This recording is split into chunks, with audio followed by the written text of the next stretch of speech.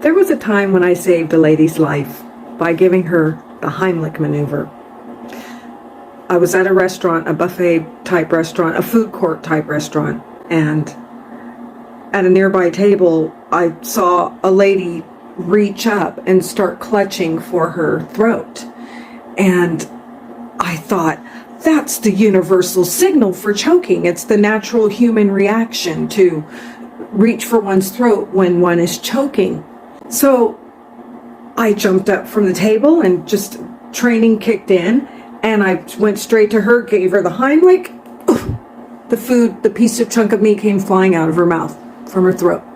And of course she was thanking me for saving her life, and that was wonderful. It was a great experience. But what was really awesome for me about that experience is that I grew up from the age of 3 years old being taught how to swim in formal swimming classes, swimming lessons.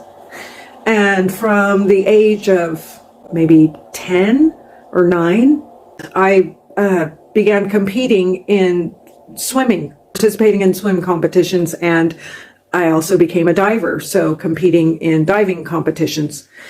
And I also, during those years, forward on, became a lifeguard and worked as a lifeguard for, I don't know, maybe 5 summers straight, from something like that. Anyhow, for swimming and diving and lifeguarding, what the standard was then, I don't know what it is now, but the standard was to have Red Cross training.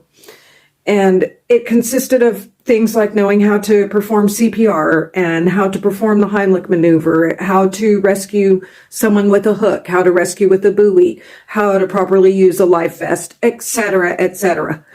And so it was all of those years of training from childhood, as a young child, all the way through my teens, that ingrained that natural reaction within me, that when I recognized that someone was choking, I just instantly sprang into action. And it was nice to put all of that training to use. It wasn't nice that someone was choking, but it was great that her life was saved that day. Anyhow, that's a story that I like.